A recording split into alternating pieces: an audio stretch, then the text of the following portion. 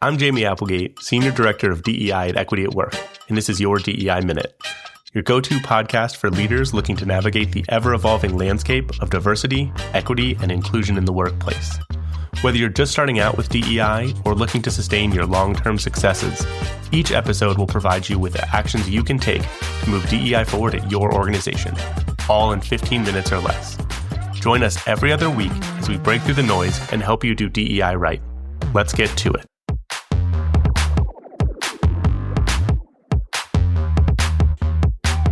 So today I want to talk about DEI trainings, specifically two common mistakes that organizations make when they are implementing DEI trainings or DEI education.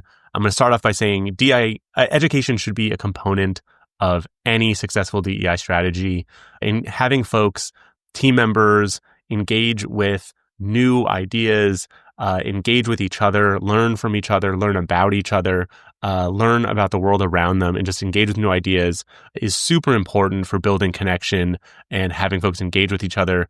I also want to preface this with DEI education should not be about telling people what to believe. People have every right to believe what they would like to believe. They have every right to believe what they want. And outside of the workplace, they can engage with those ideas, hopefully in ways that are legal and appropriate, but they have every right to believe that. Really, when we do DEI education, it's about learning opportunities and then setting behavioral expectations. But again, education should absolutely be a core component of any overall DEI strategy. It usually is. People focus on it. They build in trainings, and those are great. But I want to talk today about a couple sort of missteps that folks typically make. Number one is thinking that training is the only solution to a given problem. So if something is going wrong, if maybe something that might be happening is that if managers, or if you're having like a generation gap. So if folks of different generations are struggling to engage with each other, maybe what we say we want to do is a training about different generations and, common perceptions of different generations and how to sort of work across generation lines. And that can be helpful, but might not actually be the thing that needs to happen immediately. And then another one is thinking that training everyone all at once, all together, whole staff, everyone all at the same time is the best because it's the most time and resource efficient.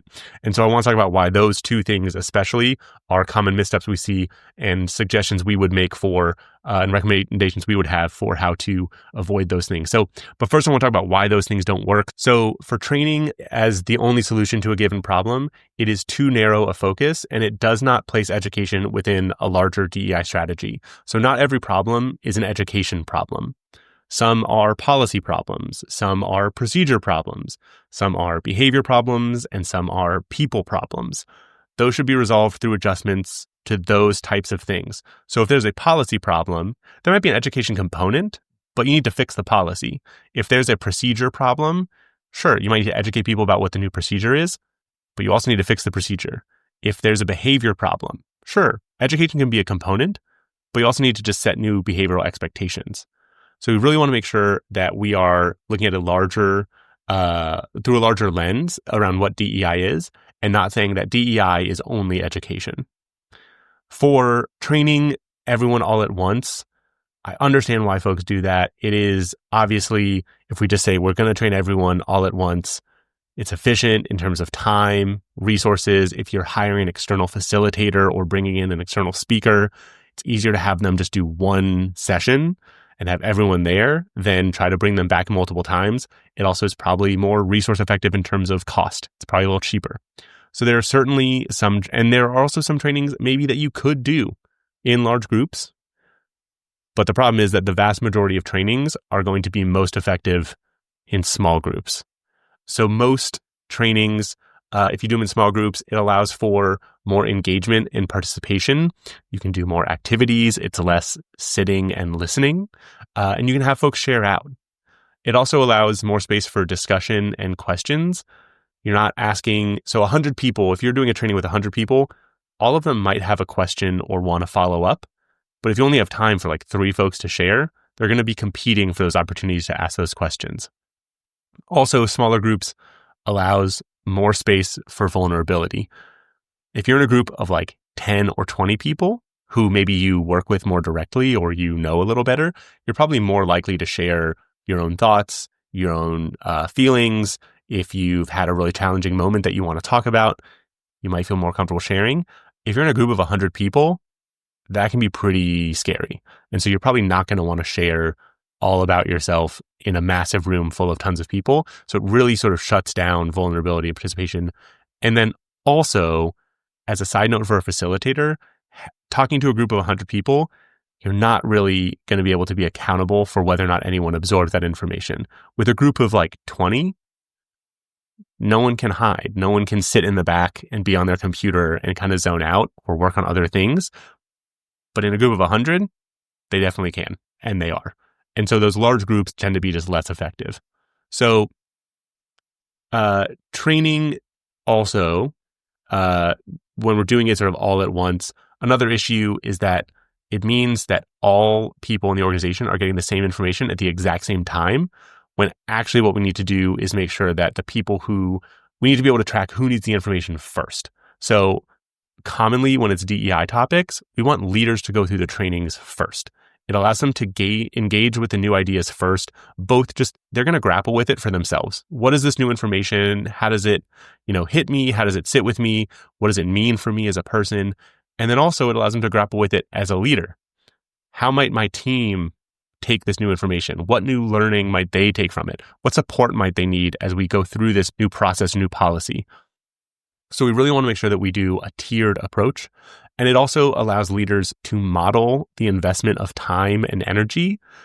So it shows that, look, we went through it too. I'm telling you to go through this training, to go to this training. I already went through it. Here's what I found valuable. I'm excited to talk to you about what you find valuable. And it also validates DEI as an organizational priority. So it shows, look, every single person, the leaders took the time out of their busy schedules to go to this training. So then lower down workers on the hierarchy might also say to themselves, well, if my boss also went through it, then it must be important. So I'm going to go do it too. It also finally, avoiding having everyone come all at once, having tiered phases for implementation of trainings, it allows facilitators and session designers to identify what dynamic is most important for a given session. So who should be in the sessions together? Should entire departments be together? Should it be people who work on a specific type of task? Should it be technical versus non-technical staff? Should it be everyone who manages other people? What is needed for this training to be most impactful, and who needs to be in the room together to get that out of the training? That's what we want to look at when we do those things. We don't want to just do it all at once, because then everyone's coming in their own little silo, in their own little world, and we can't really control for how we engage the discussion, and we can't customize the training to best fit the audience. It's just kind of one size fits all, which, as we know, means one size doesn't fit anyone truly perfectly. So again, we want to avoid the missteps of seeing training as the only solution. Training can be definitely a core component of a series of solutions or part of the solution, but it shouldn't be thought of as the only thing or as the absolute only way that we can address any sort of problem, especially in the DEI world.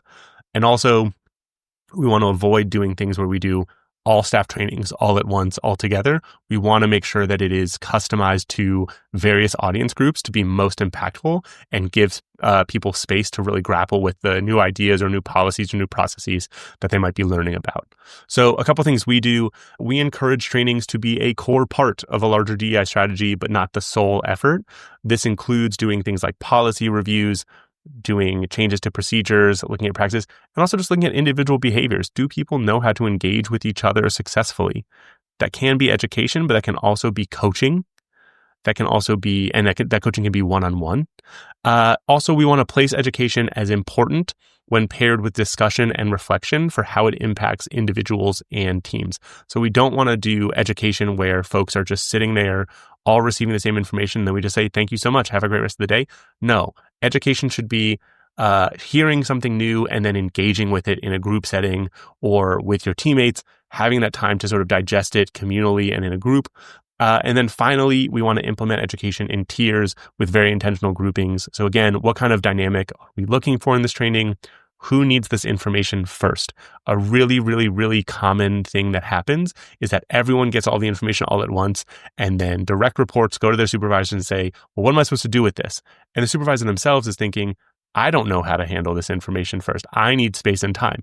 And so we want to make sure we're setting everyone up for success. So we got to think about what is the most effective rollout of the information that sets the team up for the most impact and success long term. When you do this, you get better experience in trainings.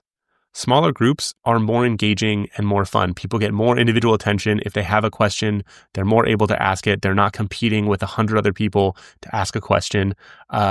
You get more participation and you get better retention of the topics covered. Folks are more tuned in when they know that they're not sort of anonymous and you know that there's going to be participation.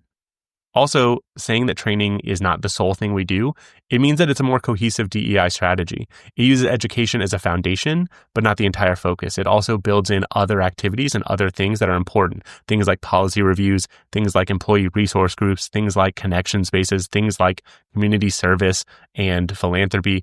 All those things are really, really critical as parts of a DEI strategy. It can't just be education alone.